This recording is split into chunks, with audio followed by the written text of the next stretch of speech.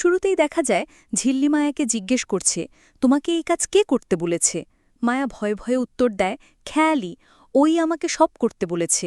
ঝিল্লি অবাক হয় না, বরং বলে, তাহলে দাদা ঠিকই বলেছিল, খেয়ালি জেলে নেই, সে পালিয়েছে। এ সময় অমিত এসে নিশ্চিত করে খেয়ালি পালিয়েছে, তার জায়গায় অন্য এক মেয়েকে বসানো হয়েছিল। ঝিল্লি সব মনে মনে জুড়ে নিতে থাকে এবং বুঝতে পারে তেঁতুল পাতায় সাধিকার বেশে যে আছে সে আসলে খেয়ালি। তাই সে অমিতকে নির্দেশ দেয় গ্রামে পুলিশের পোস্টিং বসাতে, যাতে খেয়ালি পালাতে না পারে। ঝিল্লি আরও জানতে চায় খেয়ালির আসল উদ্দেশ্য কী। মায়া জানায় খেয়ালি ঋষিকে কিডন্যাপ করতে চেয়েছিল, কিন্তু তাদের কোথায় রাখা হয়েছে সেটা সে জানে না। ঠিক তখন ছায়া এগিয়ে এসে বলে, ওরা সবাই গোডাউনে বন্দী, আর সেখানেই পাচারের ডিল হবে।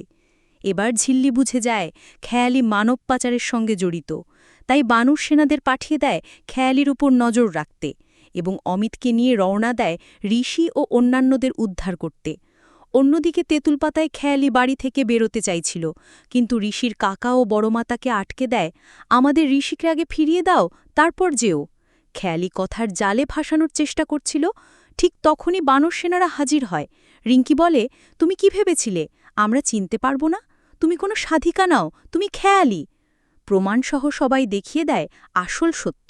বড়মা খেয়ালিকে বকুনি দেয় এবং বলে তাকে বেঁধে রাখতে, কিন্তু সুযোগ বুঝে খেয়ালি এক বটি নিয়ে বড়মার গলায় ধরে ফেলে, হুমকি দেয়, পুলিশ ডাকলে এই মুহূর্তেই ওর গলা কেটে দেব। এদিকে গোডাউনে দেখা যায় ঋষি অজ্ঞান হওয়ার ভান করে বসে আছে। গুন্ডারা তার খোঁজ করছিল। হঠাৎ ঋষি সুযোগ নিয়ে দড়ি খুলে ফেলে এবং গুন্ডাকে মেরে ফেলে। তখন অমিত ও ঝিল্লি এসে হাজির হয়। ঝিল্লি ঋষিকে জড়িয়ে ধরে কান্না করে বলে, আপনি ঠিক আছেন তো? কিছু হয়নি তো? ঋষি মৃদু হেসে উত্তর দেয়, আমি ভালো আছি, কিন্তু তুমি এত কাঁদছ কেন? তুমি কি আমায় এতটাই ভালোবাসো? এমন সময় ঝিল্লির ফোন বাজে। অপর প্রান্তে খেয়ালি। ফোনে শোনা যায় খেয়ালি বড়মার গলায় বটি ধরে রেখেছে। ঝিল্লি গর্জে ওঠে, আমার বড়মার যদি কিছু হয় আমি তোকে ছাড়ব না। খেয়ালি চ্যালেঞ্জ ছুড়ে দেয়, এসে বাঁচিয়ে নাও তোমার বড়মাকে।